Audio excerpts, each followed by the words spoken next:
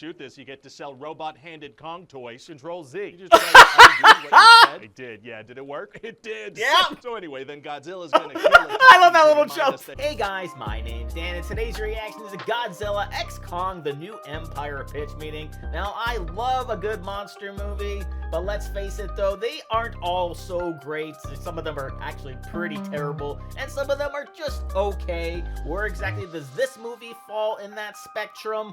What does Ryan have to say about it? How exactly does he pitch it? We'll get to all of that in a bit, but before we do though, please do check out all of those links I have for you down in the description below. More specifically, Ryan George's link and the pitch meeting link as well. They're both great ways to support him.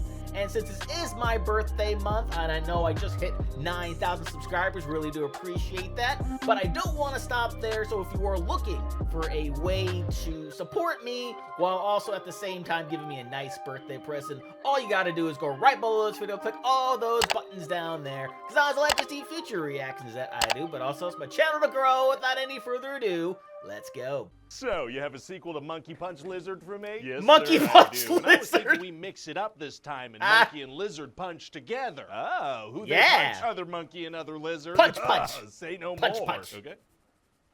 Oh.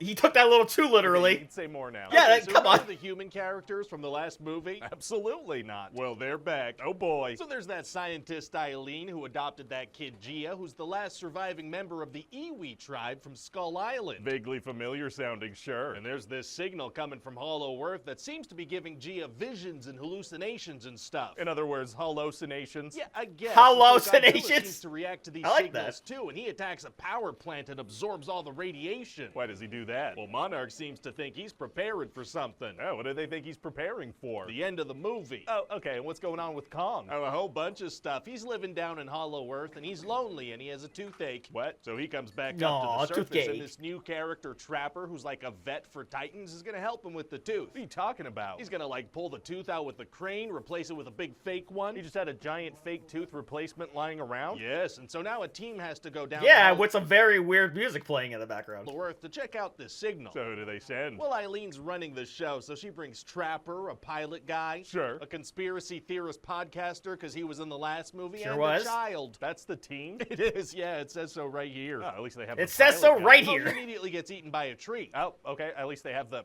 Yeah. dentist guy. Yeah, that was a little jarring. Monsters be crazy. Just a freaking tree eating a guy. Sir. And so meanwhile, Kong discovers a secret world below Hollow Earth. There's a Hollow Earth under Hollow Earth? That's what we're going with. So in Hollow Earth, he encounters some big monkeys like him, including a baby one. Oh, very cute. the baby. Yeah, but the little monkey bites his hand and the others attack, so he uses the baby monkey as a baseball bat to fight them all off. that was kind of funny. Using a child as a weapon is tight. Yeah. So now what does he do? Well, he makes the little kid bring him to the leader, so they go on this quest and do some, like, God of War style bonding. Some what? Some The Last of Us style bonding. Some what? Some Mandalorian style bonding. Some what? Some Logan style bonding. Some what? Grizzled old fighter bonds with child as they travel. Yeah! Oh, okay, that's what they Super simple, just so he gets the point. We get to this place with a bunch of monkeys being ruled by Scar King. What? How'd Mufasa's brother get down there? No, he's just a big bad monkey, and he controls a lizard called Shimo that has, like, ice breath. I mean, this thing knows what it's like to chew 5 gum. Uh-oh. Yeah, so Kong gets in a fight with them, and the lizard freezes his hand. Oh, no. So he retreats back to slightly less Hollow Earth, and the humans have to help him out now. I mean, it's going to be impossible for the humans to do anything about a giant frozen monkey hand. Actually, it's going to be super easy. Barely an inconvenience. Oh, really? Yes, he turns out there was a scrap project to make Kong a big armored exoskeleton. How are they going to get that all the way down to Hollow Earth and set it up on Kong? Well, actually, this glove is kind of right next to where they are, so Trapper just goes to get it, and it slips on Kong's hand like a glove, because it is one. Seriously? That's what I wrote here, sir. And the robot glove also helps with his frostbite, because that's part of the robot glove. It helps Yes, it helps. frostbite. Yep, Okay, yep. I'm sorry. I think I gotta... I mean, these movies have been silly, but I gotta draw the line at some point. That's Why? just... Come on. If we shoot this, you get to sell robot-handed Kong toys. Control Z. You just try to argue what you said. It did, yeah. Did it work? It did. Yeah. So anyway, then Godzilla's gonna kill it. I love that little to remind jump. us that he's in the movie. Oh, yeah. Gonna turn pink too. That's a different kind of toy you can sell. Sure. And Eileen finds some hieroglyphics that explain that Scar King once tried to take over the surface world, but Godzilla stopped him and trapped him in the hollow of Earth. Okay. And also there's a prophecy that Gia is the key to reawakening Mothra, who's the key to stopping Scar King again. She gets all that from some hieroglyphics? Yeah, we needed an exposition dump, so she's gonna read them like a newspaper. Well, okay then. So now Kong needs Godzilla's help. Is it time for the big final fight now? Yeah, we've delayed the premise long enough. It's time to fight. Oh, wow.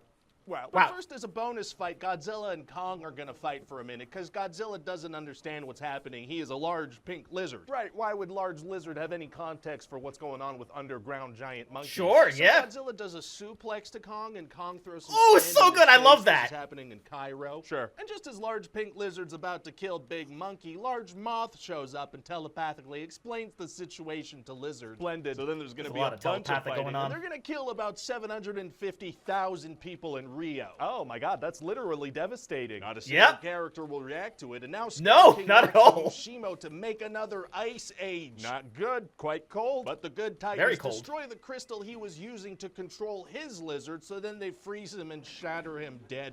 Close one. That monkey almost did an ice age. But two monkeys, two lizards, and a moth stopped it. Splendid. And so that's about it. What do you think? I mean, I always enjoyed bashing my action figures together as a child, and this sounds like a multi-million-dollar version of that. You think people are gonna sure is, actually. Godzilla suplexes Kong, and Kong uses a baby Kong as a baseball bat? I did. We'll be fine. Yeah, totally. Oh, exceeds expectations in week 2. Very, very nice. Oh, I love to see that, as I did very much enjoy this movie because, you know, I think one of the complaints, unless I'm just randomly making it up in my head, one of the big things was there wasn't a lot of fighting. There was really more of just the human side of it.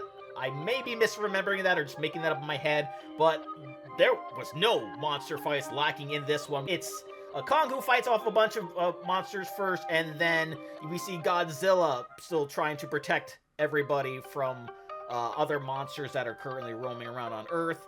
And then, of course, we had the fact that I had absolutely loved it. Like, after he was done with everything, he fell asleep inside the Coliseum. Like, it was like this little bed for him. I absolutely love that, just mostly because of my fascination with Rome and the Roman Coliseum and everything that happened behind it. This movie had a bit of everything, as was stated, but, you know, we have the ancient civilization. We have an army of apes led by this very, very evil ape. We have a mysterious project that helps Kong become stronger. That's what the whole glove thing was for. And then we had all the fights. I mean, this movie kind of had it all for me. It checked all those boxes for me. But even though, like, because it was I don't want to say it's funny, because I was trying to look for a better word, but when Godzilla is sort of just like moving his way back towards the ocean, trying to find where the ocean was after killing the first monster, one bridge is destroyed, another bridge is destroyed, another bridge is destroyed, and you see all these cars just floating everywhere. Then they're all, there's humans in there, right? They're all basically dead, but I feel like in monster movies, like, that's like the last thing we're worried about, right? Like, as long as the big baddie doesn't win, we're good. We're okay. As long as Godzilla wins, as long as Kong wins, there was no casualties as far as the monsters are concerned, we're all basically okay. And I feel like monster movies are like the one type of movie to where we're just really okay with mass casualties. And not only were they in Rio, but they were all throughout this movie.